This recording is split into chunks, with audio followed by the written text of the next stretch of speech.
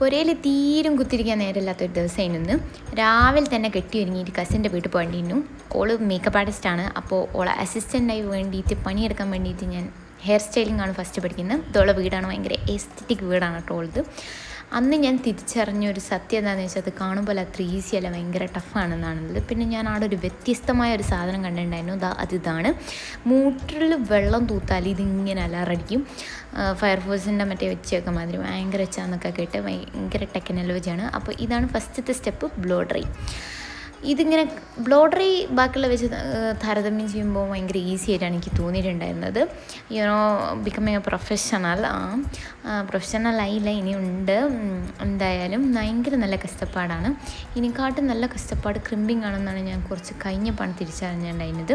ഈ ബൊമ്മേൻ്റെ മോന്ത കണ്ടോ? ഇത് രാത്രി കാലങ്ങളിൽ നമ്മളെ ഇത് വെറുതെ ഇങ്ങനെ നമ്മളെ നോക്കി പേടിപ്പിക്കുന്ന ഒരു പ്രത്യേക തരം പ്രതിഭാസ ബൊമ്മയാണ്. ഇതിൻ്റെ മുടിയൊക്കെ ഞങ്ങളിങ്ങനെ ഹെയർ സ്റ്റൈൽ ചെയ്ത് മുക്കാലും കൊഴിഞ്ഞിക്കണ്. അതാണ് വേറൊരു സത്യം.